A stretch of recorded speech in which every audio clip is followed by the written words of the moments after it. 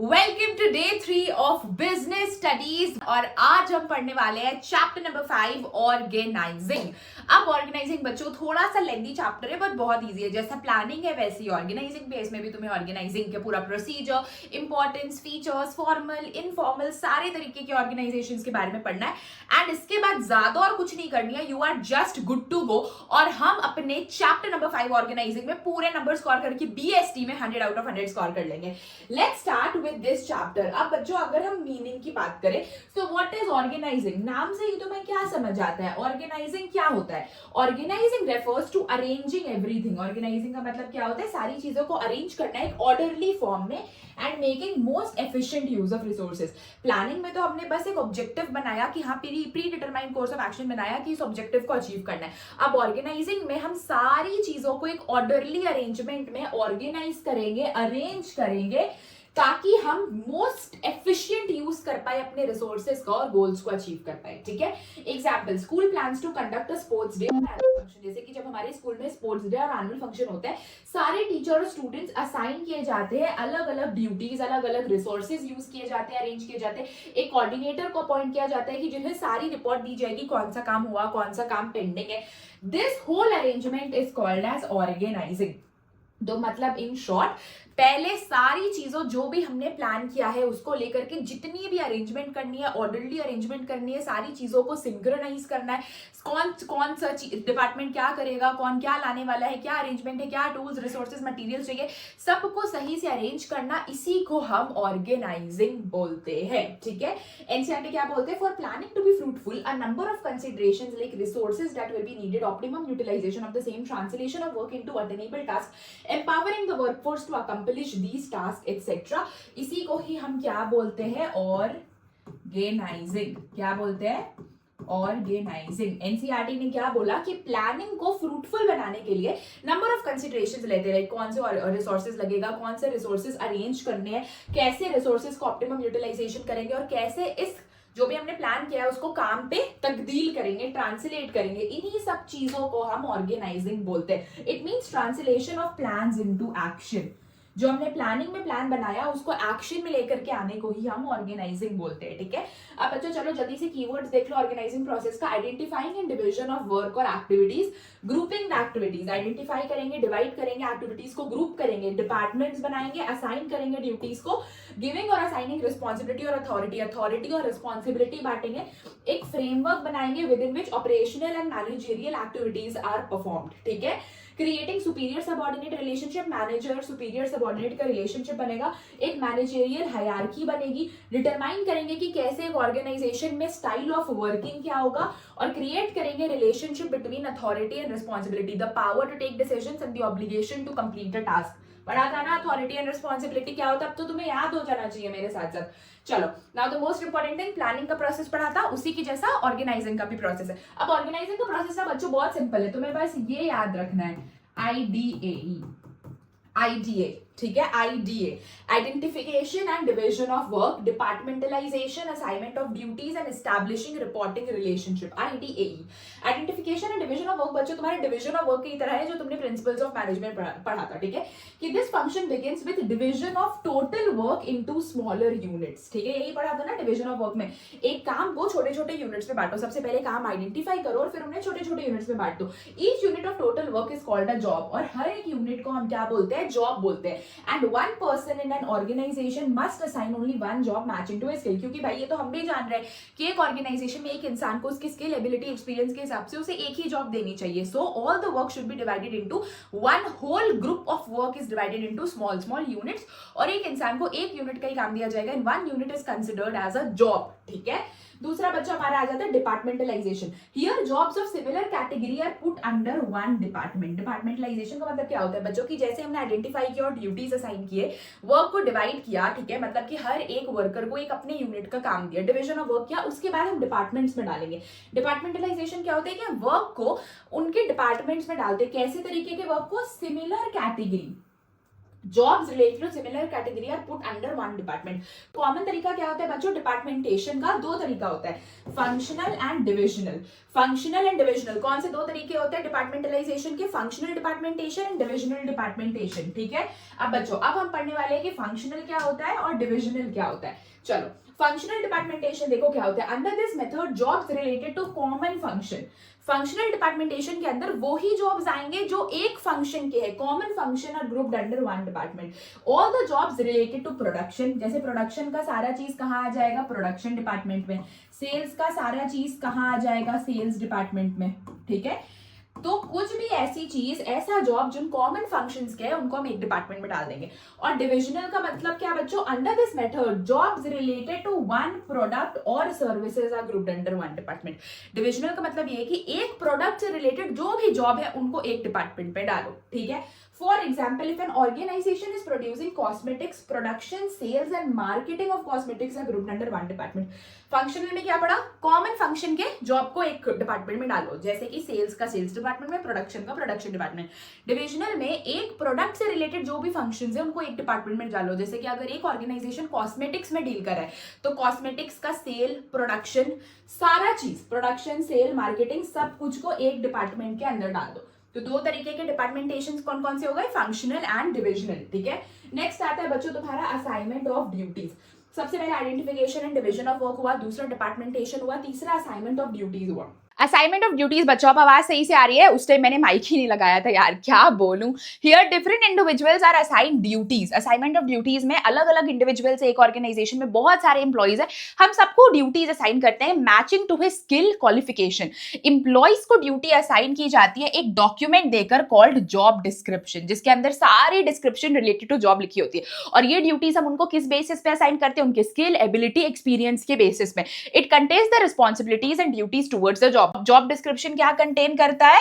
Responsibility और उनका क्या ड्यूटी है उनके काम के टुवर्ड्स। लास्ट है बच्चों एस्टैब्लिशिंग रिपोर्टिंग रिलेशनशिप, मतलब सुपीरियर सबऑर्डिनेट के बीच का रिश्ता। To perform the assigned job by the managers, individuals need some authority. अब क्या होता है कि अगर मैनेजर ने अपना कोई काम बोला इंप्लॉय को करने के लिए, तो इंप्लॉय या इंडिविजुअल को तो अथॉरिटी चाहिए। So in fourth step of organising all the individuals are assigned some authority. सारे इंडिविजुअल इंप्लॉय को अथॉरिटी दी जाती है मैचिंग टू द रिस्पॉन्सिबिलिटी। मैंने क्या सिखाया था? Authority is always equal to responsibility. This leads to creation of superior subordinate relationship. और इससे क्या होता है? सुपीरियर और सबऑर्डिनेट का एक रिलेशनशिप बनता है। The individual having higher authority becomes the superior. जिसके पास ज्यादा पावर है वो क्या बन जाते हैं? सुपीरियर। और जिनके पास कम पावर है वो बन जाते हैं subordinate. Here managerial hierarchy gets created and principle of scalar chain follows this hierarchy. एक मैनेजरियल हायरार्की बनता है और स्केलर चेन फॉलो होता है। स्केलर चेन सीख कर आए हो ना, क्या होता है? टॉप टू लोअर कैसे इंस्ट्रक्शंस पास करते हैं। ठीक है, it creates a hierarchical structure and helps in coordination amongst various departments. तो सुपीरियर सबऑर्डिनेशन समझ में आया बच्चों? क्या होता है? Establishing reporting relationship. ठीक है, अब importance and significance of organising पढ़ेंगे। ऑर्गेनाइजिंग प्रोसेस क्लियर हो गया। IDAE, IDA, identification and division of work, departmentalisation, कौन कौन से डिपार्टमेंट्स आते हैं? Functional and divisional. तीसरा असाइनमेंट ऑफ ड्यूटीज एंड चौथा एस्टैब्लिशिंग रिपोर्टिंग रिलेशनशिप। अब तुम्हारे क्या क्या बच्चों इंपॉर्टेंस है ऑर्गेनाइजिंग के? सबसे पहला बेनिफिट एंड स्पेशलाइजेशन। अब बेनिफिट एंड स्पेशलाइजेशन का मतलब क्या होता है बच्चों? स्पेशलाइजेशन का मतलब होता है कि एक इंसान को हमेशा वो ही काम करना चाहिए जिसमें वो स्पेशलाइज्ड है। और ऑर्गेनाइजिंग फंक्शन में क्या होता है कि जब हम उन्हें ड्यूटीज असाइन करते हैं तो उनके स्किल्स, एबिलिटीज, एक्सपीरियंस के अकॉर्डिंग देते हैं। मतलब एक इंसान रिपीटेडली वही काम करता है जो उसके जॉब डिस्क्रिप्शन में लिखा हुआ है, मतलब वो अपने फील्ड में स्पेशलाइज्ड बन रहा है, तो इसके वजह से स्पेशलाइजेशन आता है। Clarity in working relationship. This removes ambiguity in transfer of information instruction. It helps in creating a hierarchical order. ठीक है, superior subordinate relationship बनता है ना बच्चों, working relationship clear होता है। superior जब भी मैनेजर अपने कोई भी subordinate मतलब अपने एम्प्लॉय इंडिविजुअल को कुछ भी काम करने को देता है तो अथॉरिटी देता है। उन्हें जब अथॉरिटी दी जा रही है रिस्पॉन्सिबिलिटी से मैच करते हुए, तो एक सुपीरियर सबऑर्डिनेट रिलेशनशिप बनता है। एक हायरार्किकल ऑर्डर में काम होता है, top to lower level management तक सारी चीजें की जाती है। ठीक है, ऑप्टिमम यूटिलाइजेशन ऑफ रिसोर्सेज। अब बच्चों अगर हम सारी चीजें प्रॉपर प्लान और ऑर्गेनाइजिंग के साथ करेंगे, सारे रिसोर्सेज उतने ही लेकर के आएंगे जितनी हमें जरूरत है, तो सारी रिसोर्सेज ऑप्टिमम यूटिलाइज होगी, कोई भी ओवरलैपिंग ऑफ एफर्ट नहीं होगा, क्योंकि हम सबको जॉब डिस्क्रिप्शन में उनका काम बता रहे हैं। तो क्या कोई एक इंसान दो काम करेगा? ऑब्वियसली नहीं। तो ऑप्टिमम यूटिलाइजेशन ऑफ रिसोर्सेज होगा, कोई भी रिसोर्सेज अननेसेसरी वेस्ट नहीं होगा। That is avoidance of duplication of work. ठीक है, कोऑर्डिनेशन, जाहिर सा बात है भाई, हर एक चीज इतनी अच्छी से की जा रही है, पहले identification and division of work हो रहा है, डिपार्टमेंट्स में बात रहे हैं, ड्यूटीज असाइन कर रहे हैं, सुपीरियर सबऑर्डिनेट रिलेशनशिप हो रहा है, तो क्या लड़ाई झगड़ा होगा? ऑब्वियसली नहीं होगा, कोऑर्डिनेशन रहेगा। ठीक है, और साथ ही साथ हमारा एक्सपेंशन और ग्रोथ भी होता रहेगा, क्योंकि किसी भी ऑर्गेनाइजेशन में अगर कॉन्फ्लिक्ट नहीं होता और हर एक कंसर्न डिपार्टमेंट अपने हिसाब से काम करता है, मारपीट नहीं होती है, तो वो एक्सपैंड और ग्रो करते हैं। ये चीज याद रखना। ठीक है, ऑर्गेनाइजेशनल स्ट्रक्चर क्या होता है? When the manager performs organising function, ठीक है, and organisational structure gets created automatically. कभी भी एक कोई मैनेजर ऑर्गेनाइजिंग फंक्शन परफॉर्म करता है, अभी कमेंट करो व्हाट इज ऑर्गेनाइजिंग, तो क्या होता है? एक ऑर्गेनाइजेशनल स्ट्रक्चर ऑटोमेटिकली क्रिएट हो जाता है, which defines the job position, जो क्या बताता है? जॉब पोजीशन बताता है, अथॉरिटी बताता है, रिस्पॉन्सिबिलिटी बताता है डिफरेंट एम्प्लॉइज का। तो कभी भी मैनेजर ऑर्गेनाइजिंग फंक्शन फॉलो करता है तो क्या बन जाता है? ऑर्गेनाइजेशनल स्ट्रक्चर बनता है, जो कि अथॉरिटी, रिस्पॉन्सिबिलिटी, जॉब पोजीशन बताता है हमारे एम्प्लॉइज का। और अगर तुम इसका डेफिनेशन देखोगे तो इसका डेफिनेशन ये है बच्चों, framework within which managerial and operative task are performed is called as organisational structure. एक ऐसा फ्रेमवर्क जिसमें हम मैनेजेरियल और ऑपरेटिव टास्क परफॉर्म करते हैं, उसी को हम ऑर्गेनाइजेशनल स्ट्रक्चर बोलते हैं। The organisational structure can be defined as a framework within which managerial and operating task are performed. It specifies the relationship between people, work and resources. ये basically हमें एक रिलेशनशिप बताता है काम का, people का और रिसोर्सेज का, कि सब कैसे काम करे। तो एक फ्रेमवर्क है। ठीक है, स्पैन ऑफ मैनेजमेंट बच्चों क्या होता है? ये तुमसे एमसीक्यू में पूछता है। स्पैन ऑफ मैनेजमेंट का मतलब ये होता है कि कितने नंबर ऑफ सबऑर्डिनेट्स एक सुपरवाइजर के अंदर काम कर सकते हैं। दैट मींस एक बॉस है, उसके अंदर कितने सबऑर्डिनेट्स काम कर सकते हैं। ठीक है, नैरो स्पैन ऑफ मैनेजमेंट क्या होता है बच्चों, और वाइड स्पैन ऑफ मैनेजमेंट क्या होता है, तुम्हें ये समझना है। नैरो स्पैन ऑफ कंट्रोल वो होता है जहां पे सुपरवाइजर्स सिर्फ स्मॉल नंबर ऑफ एम्प्लॉइज को मैनेज करते हैं। तो नैरो में एम्प्लॉइज कम होते हैं, ठीक है, स्मॉल नंबर ऑफ एम्प्लॉइज को मैनेज करते हैं, और इसे हम टॉल स्ट्रक्चर बोलते हैं। वाइड स्पैन ऑफ मैनेजमेंट में बहुत सारे लार्ज नंबर ऑफ एम्प्लॉइज को सुपरवाइजर्स मैनेज करते हैं, और इसे हम फ्लैट स्ट्रक्चर बोलते हैं। तो ये तुम्हें याद रखना है, जो कि तुमसे एमसीक्यू में पूछता है कि नैरो स्पैन और वाइड स्पैन क्या होता है, कौन सा टॉल स्ट्रक्चर है और कौन सा फ्लैट स्ट्रक्चर है। ठीक है, टाइप्स ऑफ ऑर्गेनाइजेशनल स्ट्रक्चर बच्चों, हमारे दो टाइप के ऑर्गेनाइजेशनल स्ट्रक्चर होते हैं। सबसे पहला फंक्शनल, दूसरा डिविजनल। अब ऑलरेडी फंक्शनल और डिविजनल पढ़कर आए हो, तुम्हें पता है कि फंक्शनल ऑर्गेनाइजेशनल स्ट्रक्चर में क्या होता है कि jobs related to one common functions are grouped under one department. Sales का सारा चीज सेल्स में, प्रोडक्शन का सारा चीज प्रोडक्शन डिपार्टमेंट में, मार्केटिंग का सारा चीज मार्केटिंग डिपार्टमेंट में। और हमारे डिविजनल स्ट्रक्चर क्या होता है कि jobs related to one product, एक प्रोडक्ट से रिलेटेड जो भी काम है उनको एक डिपार्टमेंट में डालो। अगर किसी का क्लोथिंग बिजनेस है तो क्लोथिंग का सेल्स, प्रोडक्शन, मार्केटिंग सब चीज एक डिपार्टमेंट में। यही हम तुम्हारे दो टाइप के ऑर्गेनाइजेशनल स्ट्रक्चर है, पहला फंक्शनल और दूसरा तुम्हारा क्या होता है, डिविजनल। अब यही चीज यहाँ पे तुम्हें डिफाइन करके लिखी गई है, जो मैंने तुम्हें सिंपल वर्ड्स में एक्सप्लेन कर दिया।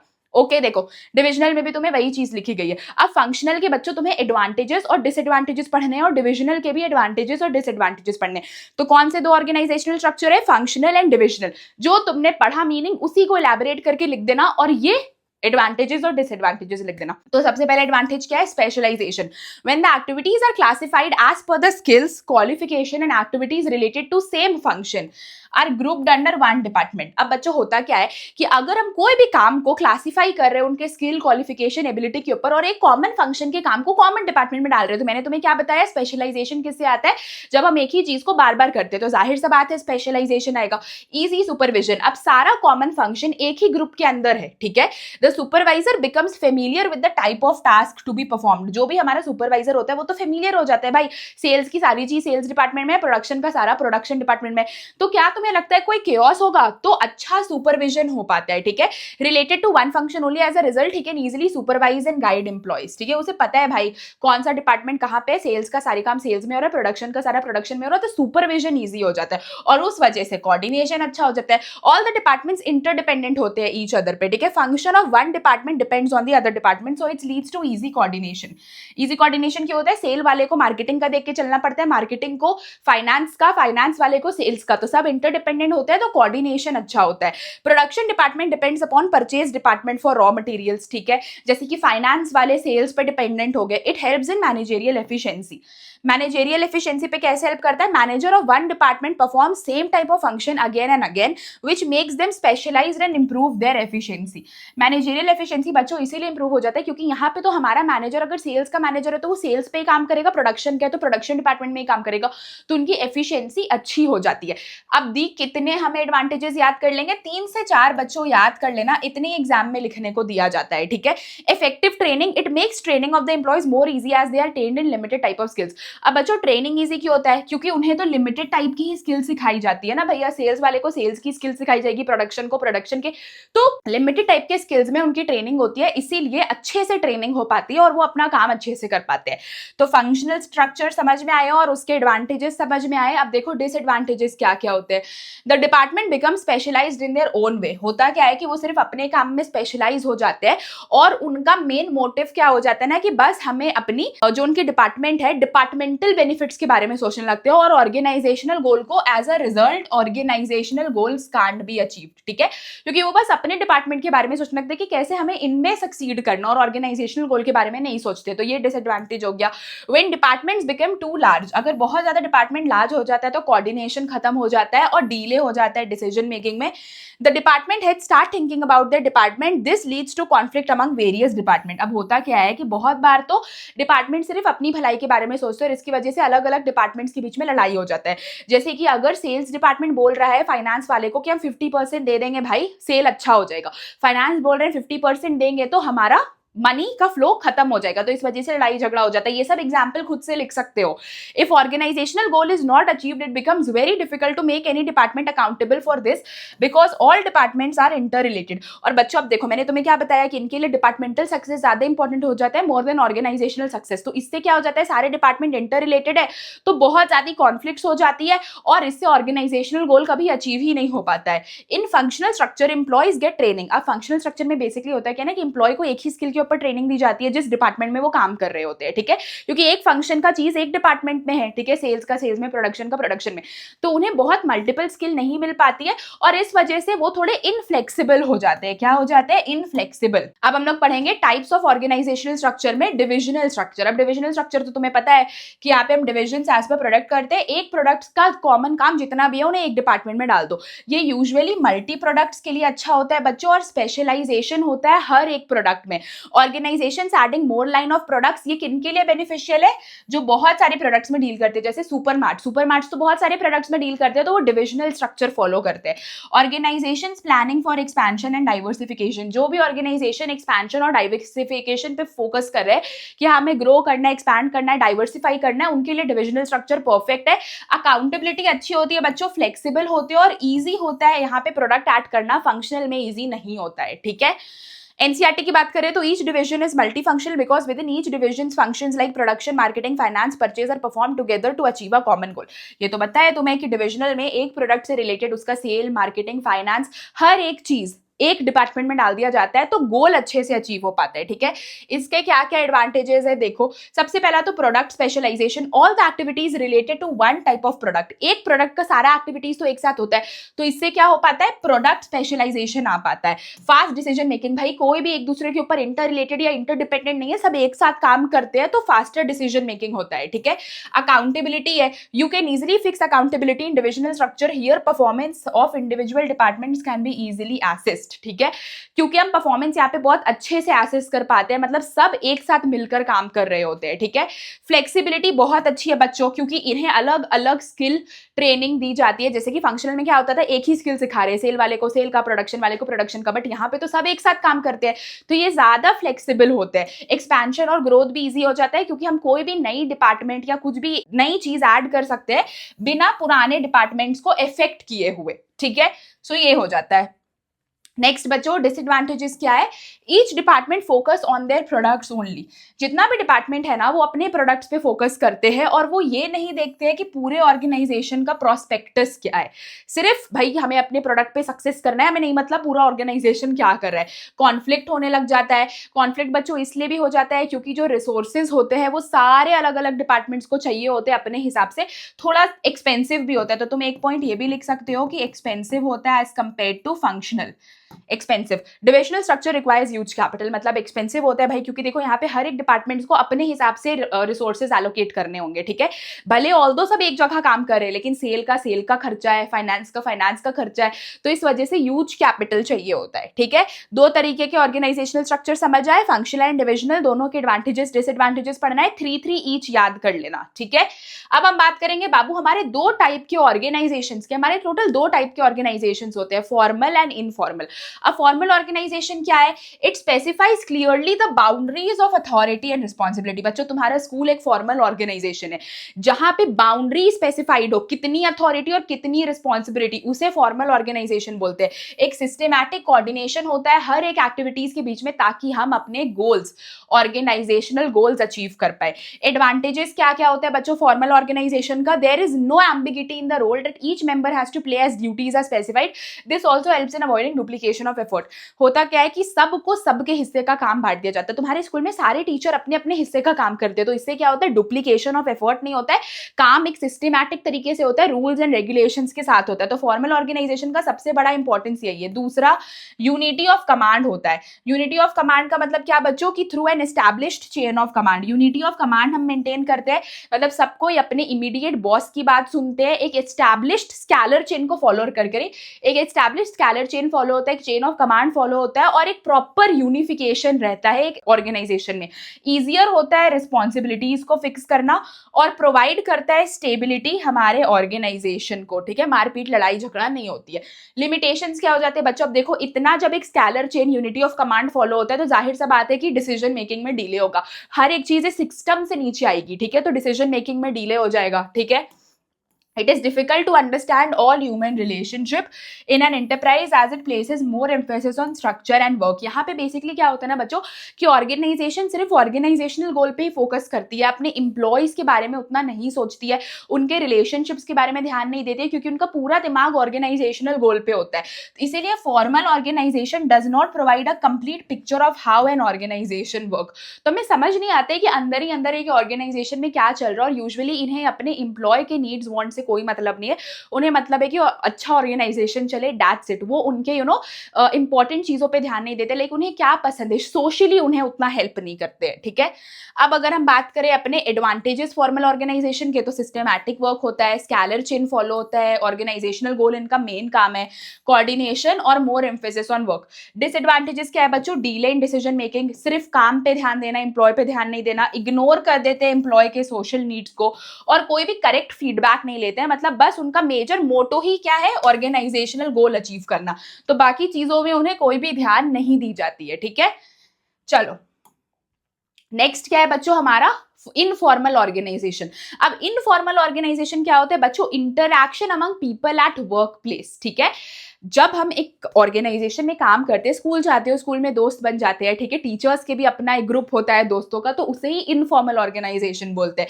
Interaction among people at work, काम के बीच में जो लोगों का इंटरैक्शन होता है वो राइज करता है एक network of social relationship among employees called the informal organisation. तो interaction among people at work give rise to a network of social relationship among employees called the informal organisation. तो वो जो एक नेटवर्क बन जाता है उसी को हम एक इनफॉर्मल ऑर्गेनाइजेशन बोलते हैं, जहां पे पीपल इंटरैक्ट करते हैं beyond their officially defined roles. उनका तो काम ही है भाई ऑफिस आओ काम करके जाओ, लेकिन वो इंटरैक्ट करने लग जाते हैं अपने काम से ज्यादा, ऑफिशियली डिफाइंड रोल से ज्यादा, उसे ही हम क्या बोलते हैं इनफॉर्मल ऑर्गेनाइजेशन बोलते हैं as per NCERT. Informal organisation में कोई भी रिटन रूल्स नहीं होते हैं, कोई भी एक फॉर्म और स्कोप नहीं होता है, काम करने का रूल रेगुलेशन नहीं होते या कोई फिक्स्ड लाइन ऑफ कम्युनिकेशन नहीं होता है। ये इमर्ज हो जाता है स्पॉन्टेनियसली, मतलब अपने आप, आपकी दोस्ती किसी से भी स्पॉन्टेनियसली हो जाती है, सिमिलरली इनफॉर्मल ऑर्गेनाइजेशन भी साइमल्टेनियसली स्पॉन्टेनियसली बन जाता है and it is not deliberately created by management. CBSE तुमसे एक क्वेश्चन पूछती है, लिख लो अभी कि अभी कॉपी में कि formal organisation is created deliberately और informal organisation is created deliberately by the management. तो हमेशा याद रखना कि formal organisation management deliberately create करती है, उसे पता होता है कि गोल्स अचीव करने के लिए बनाना पड़ेगा, but informal organisation deliberately create नहीं होता है, ठीक है। It has no definite structure और form because it is a complex network of social relationship among members. इसका कोई स्ट्रक्चर या फॉर्म नहीं है क्योंकि सारे मेंबर्स का अपना एक खुद का कॉम्प्लेक्स सोशल रिलेशनशिप बन चुका होता है। इसके एडवांटेजेस क्या है बच्चों कि यहाँ पे डिसीजन मेकिंग में डिले नहीं होगा, कोई किसी से भी बात कर लेगा क्योंकि कोई फिक्स्ड लाइंस कैरियर चेन तो फॉलो नहीं करनी है, तो डिसीजन तुरंत आ जाता है, ठीक है। It helps to fulfil the social needs. यहाँ पे ना एम्प्लॉय के सोशल नीड्स, सेल्फ सेटिस्फैक्शन, ये सारी चीज फुलफिल हो जाती है, बट फॉर्मल में नहीं होता है। इसके लिमिटेशंस ये बच्चों की रूल्स रेगुलेशन फॉलो नहीं होते, जिससे केओस होगा, कॉन्फ्लिक्ट होगा, बहुत चीजों में बहुत डिले हो जाएगा। अगर ऑर्गेनाइजेशन कुछ बोल रही है तो अगर इनफॉर्मल वालों ने उसको अपोज कर दिया तो वो काम कभी नहीं हो पाएगा, तो ऑर्गेनाइजेशनल गोल अचीव करने में भी बहुत ज्यादा डिले हो जाएगा, ठीक है। देखो एडवांटेजेस क्या क्या है, fast communication, social need fulfil करते हैं, करेक्ट फीडबैक मिलता है, कोऑर्डिनेशन रहता है, यूनिटी और टुगेदरनेस रहता है। भाई दोस्त दोस्त, भाई भाई हम खुद कैसे करते हैं, टीचर से ज्यादा हमें अपने भाई भाई पसंद होते हैं, ठीक है, तो वही चीज है। और डिसएडवांटेजेस क्या हो जाता है बच्चों की, रूमर्स। 75% ऑफ दी जो इन्फॉर्मेशन इनफॉर्मल ऑर्गेनाइजेशन में फैलती है वो रूमर्स होती है, ठीक है, याद रखना। कोई सिस्टमैटिक वर्किंग नहीं होता और ब्रिंग नेगेटिव रिजल्ट्स। अगर भाई कोई भी इनफॉर्मल ऑर्गेनाइजेशन का ग्रुप है 100 लोगों का, फॉर्मल में 50 ही लोग हैं, तो क्या वो 100 लोग इनफॉर्मल ऑर्गेनाइजेशन वाले पूरी ऑर्गेनाइजेशनल के गोल अचीव करने पे जाएंगे? कभी नहीं। तो नेगेटिव रिजल्ट्स आ जाता है, जो मेरा भाई बोलेगा मैं वही करूंगी, ठीक है। अब बच्चों delegation, one of the most important topic is delegation. One of the most important topic, delegation से 6 नंबर और 4 नंबर का एक क्वेश्चन तुम्हें पेपर में देखने को मिलेगा। अब डेलीगेशन ऑफ अथॉरिटी होता क्या है? Delegation of authority means division of authority. Delegation का मतलब होता है बच्चों division of authority and powers downwards to the subordinate. Delegation is about entrusting someone. Delegation का मतलब क्या होता है? इंट्रस्ट करना समवन। मतलब डेलीगेशन का मतलब यही होता है ना बच्चों कि हम अपने अथॉरिटी और पावर को डिवाइड कर देते हैं। मैनेजर अपना पावर सबऑर्डिनेट अपने इंप्लॉय को देकर एक काम करा देता है। तो डेलीगेशन का मतलब क्या होता है? Division of power and authority, ठीक है, सबऑर्डिनेट के लिए। Delegation is about interesting someone, ताकि वो तुम्हारे हिस्से का काम कर दे। जैसे कि मुझे आज काम मिला है कि तुम्हें बीएसटी पढ़ाना है, मगर मेरी इनकेस मुझे नहीं पढ़ाने का मन है बीएसटी, तो मैं क्या करूंगी कि अपने ही जैसे एक रिस्पॉन्सिबल आदमी को ड्यूटी दे दूंगी कि तुम बीएसटी पढ़ाओ, ठीक है। इसे डेलीगेशन बोलते हैं बच्चों। मैं ही पढ़ाऊंगी, टेंशन नहीं लेना है, ठीक है। A manager can't do all the work himself, hence he deliberately passes some of his responsibilities to his subordinates. Manager सारा काम खुद नहीं कर सकता है, इसीलिए वो अपने कुछ काम अपने सबऑर्डिनेट्स को दे देता है, ठीक है। समझ आ रहा है? Is it clear everybody? Manager also shares some of his authority with his subordinates so that responsibility can be carried out properly. अब जब मैनेजर अपने हिस्से का काम किसी और से कराता है तो वो उसे अथॉरिटी भी देता है ताकि उसकी अथॉरिटी और रिस्पॉन्सिबिलिटी इक्वल हो और काम करने में कोई भी प्रॉब्लम ना हो। Sharing of authority and responsibility between superior and subordinate, immediate subordinate, ठीक है, इसे ही डेलीगेशन बोलते हैं। Includes 2 level only. Main purpose क्या होता है? बर्डन, मैनेजर का बर्डन और वर्कलोड को कम करना और रूटीन एक्टिविटी। एनसीईआरटी क्या बोलता है? Delegation refers to the downward transfer of authority. Delegation क्या है बच्चों? डेलीगेशन है डाउनवर्ड ट्रांसफर ऑफ अथॉरिटी। क्या है delegation? Downward transfer of authority that is superior to subordinate, superior to subordinate, ठीक है। This is delegation. It is a prerequisite to efficient functioning of organisation. जिससे efficient functioning हो पाए organisation का। अगर manager बहुत ज्यादा वर्कलोड की वजह से बर्डनड है तो मैनेजर अपना काम डेलीगेट कर देते हैं अपने सबऑर्डिनेट को। इमीडिएट सबऑर्डिनेट बच्चों याद रखना, इमीडिएट सबऑर्डिनेट को, ठीक है, ताकि वो काम अच्छे से कर पाए और वो काम टाइमली कंप्लीट हो पाए। अगर वो काम नहीं हुआ तो हम कभी भी इंप्लॉय को नहीं अकाउंटेबल ठहराएंगे, मैनेजर ही यहाँ पे अकाउंटेबल होगा for the performance of assign task. Moreover the authority granted to a subordinate can be taken back and redelegated to another person. और अगर कभी भी इन बिटवीन मैनेजर को लग रहा है कि ये सबऑर्डिनेट सही से काम नहीं कर रहा है तो उसे अथॉरिटी वापस लेकर किसी और को दे देंगे। लेकिन अगर कोई भी सबऑर्डिनेट काम नहीं कर पाया तो हमेशा अकाउंटेबल मैनेजर होगा, इंप्लॉय नहीं, ठीक है, इसे ही हम डेलीगेशन बोलते हैं। ठीक है, अब बच्चों डेलीगेशन से ना तुम्हें ऐसी केस स्टडी आती है ना कि पहचानना मुश्किल हो जाता है, तो हमेशा याद रखना कि अगर कभी भी किसी केस स्टडी में ये बोल रहा है कि मैनेजर ने अपने काम बांट दिए दूसरे इंप्लॉइज के लिए, उनका मोटिवेशन बढ़ाने के लिए, सेंस ऑफ बिलोंगिंगनेस डेवलप करने के लिए, तो समझ जाना कि डेलीगेशन की बात हो रही है। ठीक है, अब एलिमेंट्स, 3 तरीके के एलिमेंट्स होते हैं बच्चों डेलीगेशन के, रिस्पॉन्सिबिलिटी, अथॉरिटी और अकाउंटेबिलिटी। क्या क्या होता है? Responsibility, authority, accountability. अथॉरिटी का मतलब क्या सिखाया था मैंने? The power to take decision, power to take decision. ठीक है, रिस्पॉन्सिबिलिटी का मतलब क्या सिखाया था बच्चों? Obligation to complete a task, obligation to complete a task. ये 2 चीज तो तुम सीख कर आ रहे हो, सिर्फ एक अकाउंटेबिलिटी नई चीज सीखनी है, वो हम यहाँ सीख लेंगे। Authority means equal, authority must be equal to responsibility, ये भी सिखाया मैंने। Accountability can never be delegated, और अकाउंटेबिलिटी हम कभी भी डेलीगेट नहीं कर सकते। अकाउंटेबिलिटी बच्चों हम कभी भी डेलीगेट नहीं कर सकते। ठीक है, in conclusion it can be stated that while authority is delegated, in responsibility is assumed, accountability is imposed, responsibility is derived. ये एक एनसीईआरटी की तुम स्टार लाइन लिख सकते हो कि कंक्लूजन में हम ये बोल सकते हैं कि अथॉरिटी इज डेलीगेटेड, रिस्पॉन्सिबिलिटी हम अज्यूम कर सकते हैं, अकाउंटेबिलिटी इंपोज कर सकते हैं, और रिस्पॉन्सिबिलिटी डेराइव कर सकते हैं अथॉरिटी और अकाउंटेबिलिटी से। अगर इन शॉर्ट में तुम्हें समझाओ तो रिस्पॉन्सिबिलिटी और अथॉरिटी का तो तुम्हें मतलब पता है क्या होता है कि रिस्पॉन्सिबिलिटी ऑब्लिगेशन होता है कि जो भी हमें टास्क मिला है वो हम असाइन टाइम में कंप्लीट करके देंगे।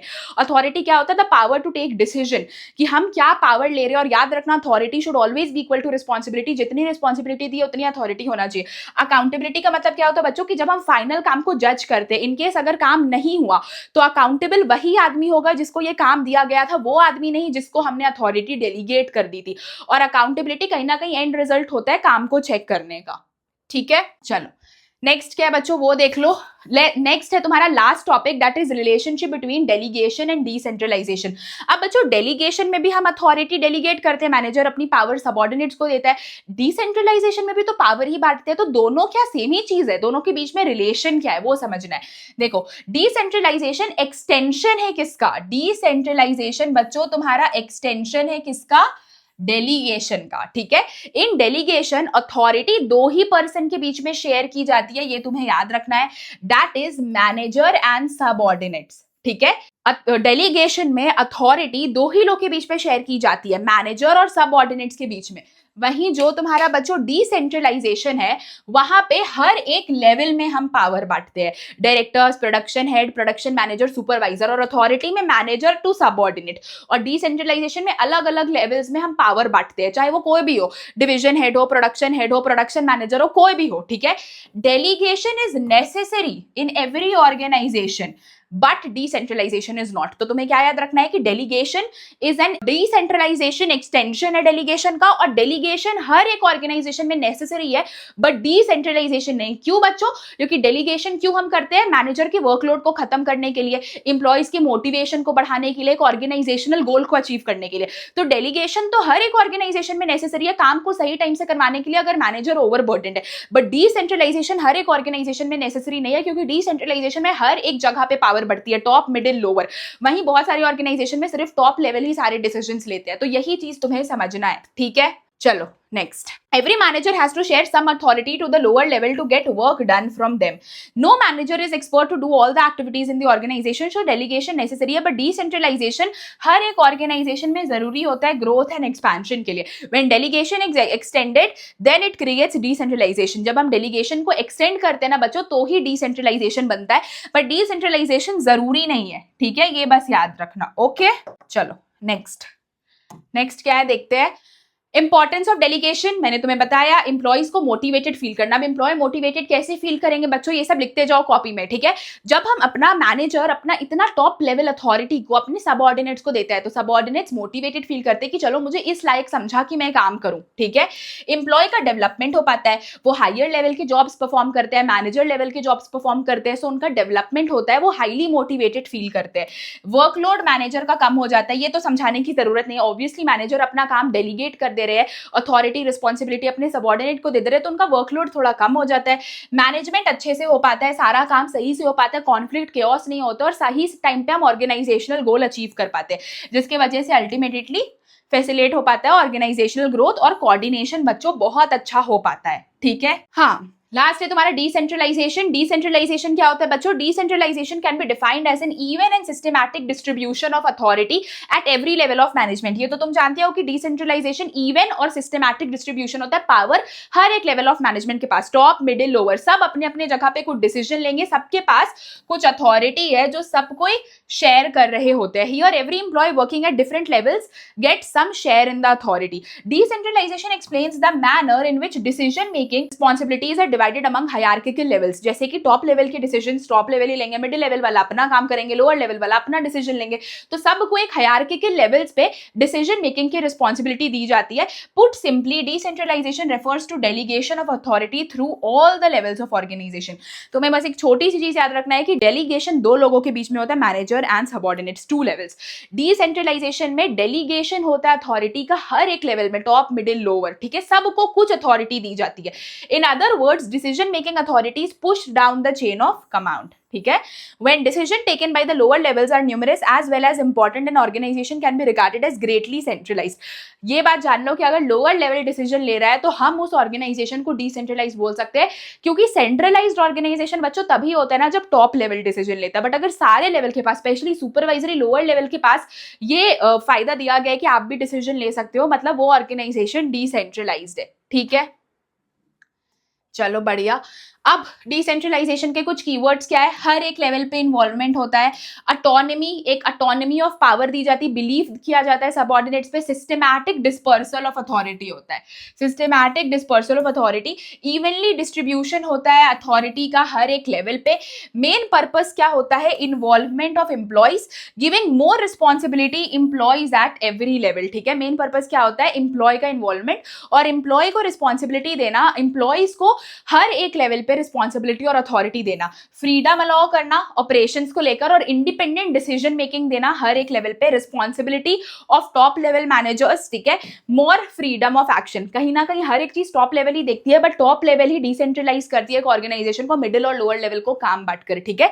और ज्यादा फ्रीडम दिया रहता है कि भाई तुम अपने मन से जो कर सकते हो करो, बट ऑर्गेनाइजेशन के हित में होना चाहिए, ठीक है।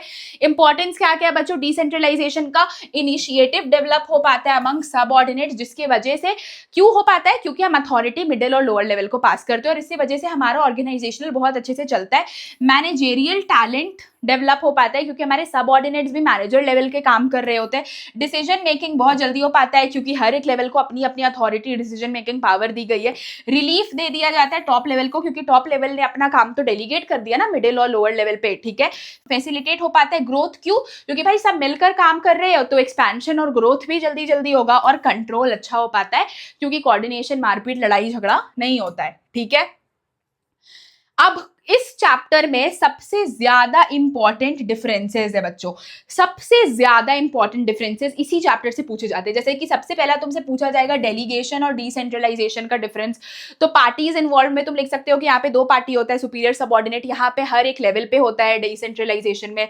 जॉब की अगर हम बात करें तो डेलीगेशन एक रूटीन जॉब है और डिसेंट्रलाइजेशन एक वन टाइम डिसीजन है, ठीक है, पॉलिसी फैक्टर है भाई। अगर एक बार एक ऑर्गेनाइजेशन डिसेंट्रलाइज टू डिसेंट्रलाइज, और ये तो रूटीन जॉब है, जब मन तब मैनेजर अपने अथॉरिटी डेलीगेट कर सकते हैं। फ्रीडम ऑफ एक्शन की बात की जाए तो डेलीगेशन में थोड़ा लेस फ्रीडम ऑफ एक्शन रहता है क्योंकि कंटिन्यूअस सुपरविजन होता है मैनेजर्स की वजह से। यहाँ पे कंप्लीट फ्रीडम ऑफ एक्शन दिया जाता है, ज्यादा फ्रीडम ऑफ एक्शन दिया जाता है कि तुम अपने से अपने हिसाब से एक्शंस ले सकते हो। पीरियोडिक अप्रूवल जरूरी है, कंटिन्यूअस सुपरविजन नहीं किया जाता है, ठीक है। स्कोप क्या है बच्चों? इसका स्कोप नैरो है, इसका स्कोप वाइड है, ठीक है। रिस्पॉन्सिबिलिटी की बात की गई तो it is the responsibility of every manager, यहाँ पे रिस्पॉन्सिबिलिटी मैनेजर की होती है और यहाँ पे टॉप लेवल की रिस्पॉन्सिबिलिटी होती है, ठीक है। पर्पस की बात की जाए तो डेलीगेशन का पर्पस है मैनेजर के वर्कलोड को कम करना और डिसेंट्रलाइजेशन का पर्पस होता है बच्चों कि हम अपने सबऑर्डिनेट्स का रोल बढ़ाएंगे, उनको ज्यादा ऑटोनॉमी देंगे ऑर्गेनाइजेशनल ग्रोथ के लिए। ग्रांट ऑफ अथॉरिटी की बात की जाए तो authority is granted by the immediate superior, मेरा जो सुपीरियर है वो मुझे अथॉरिटी देगा और यहाँ पे टॉप लेवल अथॉरिटी देता है। तो डिसेंट्रलाइजेशन में टॉप लेवल किंग है, यहाँ पे डेलीगेशन में मैनेजर किंग है। बस इतनी छोटी सी बात याद रखना, ठीक है। और ऐसे ही लिख के आया करो डिफरेंस, पहले बेसिस फिर जिनके बारे में पूछा गया है उनके बारे में, ठीक है। नेक्स्ट कुछ इंपॉर्टेंट क्वेश्चंस करते हैं बच्चों। तुमसे ना किन किन चीजों पे डिफरेंस पूछ सकता है वो मैं बता दे रही हूँ। फंक्शनल डिविजनल स्ट्रक्चर के ऊपर डिफरेंस, फॉर्मल इनफॉर्मल के ऊपर डिफरेंस, डेलीगेशन डिसेंट्रलाइजेशन के ऊपर डिफरेंस, अथॉरिटी रिस्पॉन्सिबिलिटी और अकाउंटेबिलिटी के ऊपर डिफरेंस। जल्दी से नोट डाउन कर लो या कॉमेंट सेक्शन में कोई बच्चा लिख दो ताकि बाकियों को भी पता चल जाए। और चलो कुछ इंपॉर्टेंट क्वेश्चंस करते हैं। आंसर मत देखना, पहले क्वेश्चन पढ़ेंगे फिर इंपॉर्टेंट क्वेश्चंस करेंगे। मैं अभी इसीलिए तुम्हें आंसर्स दिखा दे रही हूँ ताकि तुम्हारा एक कॉन्फिडेंस इंक्रीज हो। चलो नेक्स्ट क्या पूछ रहा है, बाय कोटिंग बोल रहा है, by quoting the lines given above identify and briefly explain the benefits of the concept discussed above। पूछ रहा है कि कौन से कॉन्सेप्ट का बेनिफिट, बच्चों देखो कॉन्सेप्ट बोल रहा है, ये नहीं बोल रहा है कि फंक्शन का बेनिफिट बताओ। फंक्शन बोलता तो हम ऑर्गेनाइजिंग के इंपॉर्टेंस ढूंढते, बट कॉन्सेप्ट बोल रहा है तो कॉन्सेप्ट में तुम्हारा डेलीगेशन आ सकता है, डिसेंट्रलाइजेशन आ सकता है, ये सारा चीज आ सकता है। पढ़कर देखते हैं। Jojo and Jojo is a company known for its consumer business of baby oil and bandages, but many people do not know that the company also run some medical device. बहुत सारे लोगों को पता ही नहीं है कि कंपनी एक medical device भी रन करती है, and diagnostic business as well as pharmaceutical company with more than 1,80,000 employees worldwide, the company has chosen to share decision making authority with lower level। बच्चों यहीं से पता चल जा रहा है कि वो अपनी decision making authority lower level को उसने दे दी है। lower level को दे दी मतलब decentralization की बात हो रही है, and place its nearest to the point of action। Therefore the response does not take time, the propagates the belief that people are competent, capable and resourceful who can get a chance to prove their abilities, and enables the company in identifying those executives who have the necessary potential to become the dynamic leader, so that the checking required on decision taking by lower levels of management is the least. मतलब यही बोला जा रहा है कि हमें सबको उनकी एबिलिटीज दिखाने का मौका देना चाहिए। भैया डिसेंट्रलाइजेशन की बात हो रही है, इंपॉर्टेंस लिख दो डिसेंट्रलाइजेशन का।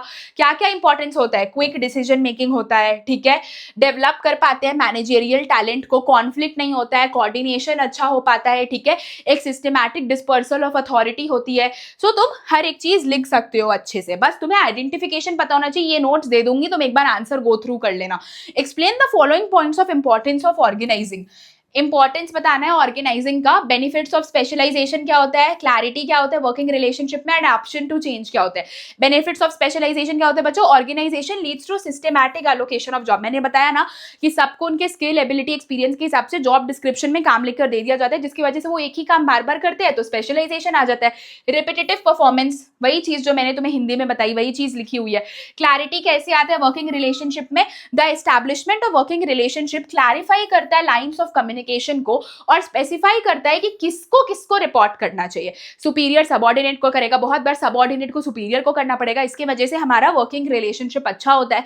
हेल्प करता है एक हायरार्किकल ऑर्डर बनाने में, enabling the fixation of responsibility and specification to the extent of authority to be exercised by an individual। मतलब एक पूरा प्रॉपर डिटेल बता देता है एक इंडिविजुअल को कितनी अथॉरिटी मिलनी चाहिए और कितनी रिस्पॉन्सिबिलिटी मिलनी चाहिए ताकि वो बहुत अपने पावर का मिसयूज भी ना करे, ठीक है।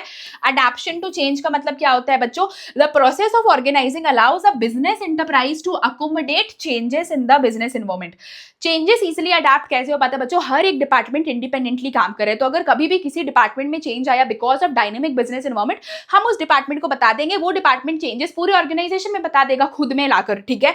Also it provides much needed stability to the enterprise as it can continue to survive and grow in spite of changes, ठीक है भाई। फंक्शनल डिपार्टमेंटेशन अलग है, डिविजनल अलग है, ठीक है, तो इन स्पाइट ऑफ कोई भी चेंजेस हो डिपार्टमेंट अपने हिसाब से उसको मॉडिफाई करके चेंजेस में भी खुद को रख सकती है, ठीक है। Explain the following points of importance. अब देखो डेलीगेशन का इंपॉर्टेंस पूछ रहा है, इफेक्टिव मैनेजमेंट क्या होता है, एम्प्लॉय का डेवलपमेंट क्या होता है, बेटर कोऑर्डिनेशन क्या होता है। सब में तुम आंसर्स लिख सकते हो। देखो कितने सिंपल पॉइंट वाइज आंसर लिखे गए हैं, तुम्हें बस बच्चों एक एक बार रीड करनी है कि इफेक्टिव मैनेजमेंट क्या होता है। इफेक्टिव मैनेजमेंट कैसे होगा, हम एम्प्लॉय को एम्पावर करते हैं, मैनेजर उनको अपना फंक्शंस जब डेलीगेट करते हैं तो उन्हें अच्छा लगता है काम करने के साथ और उन्हें फ्रीडम दी जाती है फॉर डूइंग रूटीन वर्क। इससे वजह से उन्हें अलग अलग अपॉर्चुनिटीज मिलती है और उनका मैनेजमेंट इफेक्टिव हो पाता है। एम्प्लॉय का डेवलपमेंट कैसे हो पाता है, as a result delegation employ को ज्यादा अपॉर्चुनिटीज मिलती है, यूटिलाइज कर पाते हैं वो अपने टैलेंट को और राइज कर पाते हैं अपने हिडन टैलेंट्स को। टैलेंट यूटिलाइज भी करते हैं, अपने हिडन टैलेंट्स को सबके सामने लेकर के आते हैं और उन्हें अलाउ किया जाता है कि अपने स्किल्स को डेवलप करो, जिसकी वजह से वो कॉम्प्लेक्स टास्क को अच्छे से कर पाते हैं और ओवरऑल उनका करियर प्रोस्पेक्ट इंप्रूव हो पाता है। कोऑर्डिनेशन बच्चों ऑब्वियसली बेहतर होगा कि अथॉरिटी, रिस्पॉन्सिबिलिटी और अकाउंटेबिलिटी की वजह से जो एलिमेंट्स है डेलीगेशन के वो डिफाइन करते हैं पावर, ड्यूटी, आंसरेबिलिटी, जिसकी वजह से हर एक काम, हर एक पोजीशन का काम ऑर्गेनाइजेशन में अच्छे से होता है। This helps to avoid overlapping of duties, duplication of effort, as it gives a clear picture of the work being done, क्योंकि हमें एक क्लियर पिक्चर मिलता है कि काम कैसे हो रहा है, जिसकी वजह से हम अच्छे से अच्छे अपने ऑर्गेनाइजेशन को डेवलप कर सकते हैं, मेंटेन कर सकते हैं कोऑर्डिनेशन, और सारे लेवल्स अच्छे से काम कर रहे होते हैं। ठीक है, नेक्स्ट बच्चों देखो क्या यहाँ पे पूछ रहा है, identify and explain the type of organisation. कौन सा टाइप पूछ रहा है ऑर्गेनाइजेशन का, फॉर्मल या informal. State any 2 advantages and 2 limitations जो भी ऑर्गेनाइजेशन आइडेंटिफाई किया जाएगा। FM Tech Limited is one of the leading information technology service provider companies in Delhi. To enable smooth functioning of the enterprise, job description and rules and procedures are related to work. बच्चों यहीं से पता चल जा रहा है कि job description, rules, procedures दिया जा रहा है, मतलब कि फॉर्मल ऑर्गेनाइजेशन की बात हो रही है। तुम एडवांटेजेस लिख लेना 2, ठीक है, और डिसएडवांटेजेस लिख लेना, सिंपल है। बस तुम्हें एक बार रीड करना है मेरे नोट्स को, सब हो जाएगा। अगर समझ लिया है तो बस अब रीड करना है, लिमिटेशंस लिख दो, ठीक है, दैट्स इट। नेक्स्ट क्या है देखो, यहाँ पे क्या पूछ रहा है, identify and state the organisational structure. Organisational structure पूछ रहा है बच्चों, फंक्शनल या डिविजनल, ठीक है, और फिर उनके बारे में 2 लिमिटेशंस लिखकर बताने हैं। Diligent developers, a website design company in Bangalore, startup initiative, एक स्टार्टअप इनिशिएटिव है, ठीक है, of Mr. Maniraj, which aims at achieving profit margin of 10% in its first year. Mr. Maniraj appointed Mr. Advait as digital marketing head, Mr. Kiyansh as the head of backend department and Mr. Nirved headed the graphic designing department. तो क्या हुआ बच्चों, इस मनीराज ने mister अद्वैत को किया digital marketing head बना दिया, मिस्टर कियांश को बना दिया हेड बैकएंड डिपार्टमेंट का, और मिस्टर निर्वेद को बना दिया हेड ग्राफिक डिजाइनिंग का। तो अभी तो हमें इतना पता चल रहा है कि अलग अलग डिपार्टमेंट्स है, since each head was specialised in specific skill. बच्चों स्पेसिफिक स्किल की बात हो गई, फंक्शनल स्ट्रक्चर की बात हो रही है, किसकी बात हो रही है, फंक्शनल स्ट्रक्चर की। देख लो इतना सही मैंने बता दिया, फंक्शनल की बात हो रही है। It resulted in increased efficiency and better coordination, जिसकी वजह से एफिशिएंसी अच्छा हुआ, बेटर कोऑर्डिनेशन हुआ। However problems arose when mister Advait started considering group objective superior to organisational objective. अब मैंने तुम्हें बताया था ये लोग क्या करते हैं, अपने फंक्शनल डिपार्टमेंट को ज्यादा समझने लगते हैं कि भाई मेरे को मेरे डिपार्टमेंट का ही गोल चाहिए, ऑर्गेनाइजेशनल गोल से कोई मतलब नहीं, ठीक है। And stopped exchanging information with mister Kiyansh and mister Nirved. Conflict आने लगा क्योंकि हर डिपार्टमेंट चाहता है कि मैं ग्रो करूं, मैं एक्सीड करूं, ठीक है, और वो बाकी लोगों से बात नहीं करते, तो कॉन्फ्लिक्ट भी आ गया। तो किसकी बात हो रही है, फंक्शनल की बात हो रही है। तो कौन कौन से कॉन्फ्लिक्ट्स आ गए, एक तो ये वाला कॉन्फ्लिक्ट आ गया, कोऑर्डिनेशन नहीं हो पा रहे, जिसमें वो एक दूसरे को कोई भी डिटेल्स शेयर नहीं कर रहे हैं। तो तुम्हें 2 चीजें लिखनी है, बेनिफिट्स लिख देना फंक्शनल स्ट्रक्चर के मीनिंग के साथ, और लिमिटेशंस। पहला तो लिमिटेशन यही है कि वो क्या करते हैं कि इंटरप्राइज का ओवरऑल ग्रोथ ना देखते हुए सिर्फ अपने डिपार्टमेंट का ग्रोथ देखते हैं। A functional structure pays less emphasis on overall enterprise objective than the objective pursued by functional head. Such practices may lead to functional empire building, wherein the importance of particular function may be overemphasized. Pursuing departmental interest at the cost of organizational interest can also hinder the interaction between 2 or more departments. Organizational interest को ज्यादा prioritize करेंगे तो हमारा क्या होगा, organization खराब होगा और 2 से ज्यादा departments के बीच में लड़ाई हो जाएगी। और दूसरा problem क्या आता है, it may lead to problem क्योंकि exchange of ideas और सारी चीजों के बीच में कोऑर्डिनेशन प्रॉब्लम हो जाता है, क्योंकि हमें दिमाग में क्या होता है कि भाई मेरा डिपार्टमेंट जीतना चाहिए, ऑर्गेनाइजेशनल गोल नहीं जीतेगा, इसकी वजह से कॉन्फ्लिक्ट्स हो जाता है। As information has to be changed across different departments, क्योंकि फंक्शनल का बच्चों मोटिव ही है कि हर एक डिपार्टमेंट हर एक चीज बताएगा सारे डिपार्टमेंट के हेड को, पर यहाँ पे तो ये बंदा मिस्टर अद्वैत कुछ बताने ही नहीं लगा, तो उसकी वजह से प्रॉब्लम आ गया। बेनिफिट्स में तुम कुछ भी लिख सकते हो कि स्पेशलाइजेशन आ जाता है, हम मेंटेनेंस अच्छे से कर पाते हैं, मैनेजेरियल एफिशिएंसी लिख सकते हो, ये सारी चीज लिख सकते हो बच्चों। फिर वही चीज है कि तुम्हें डिफरेंस डायरेक्ट पूछता है डेलीगेशन और डिसेंट्रलाइजेशन का, तो तुम ऐसे ही लिख सकते हो जैसा मैंने तुम्हें सिखाया पिछले वाले स्लाइड में। लास्ट क्या पूछ रहा है, बेनिफिट्स ऑफ डेलीगेशन। डेलीगेशन के क्या क्या बेनिफिट्स होते हैं, इफेक्टिव मैनेजमेंट, एम्प्लॉय का डेवलपमेंट, एम्प्लॉय का motivation, growth facilitate, basis of management, hierarchy, better coordination. अब देखो बच्चों तुम्हें सिर्फ यही बोल रहे हैं कि effective delegation of authority leads to many benefits, explain the above statement. बच्चों एक्सप्लेन करने बोला है अबव स्टेटमेंट को with the help of any 4 points. 4 points के साथ एक्सप्लेन करने बोल रहा है, ये 4 नंबर का आएगा, तो तुम्हें ये एक्सप्लेन भी करना होगा। ये नोट्स में तुम्हें डिस्क्रिप्शन बॉक्स में दे दूंगी, तुम सब उससे पढ़ सकते हो, ठीक है।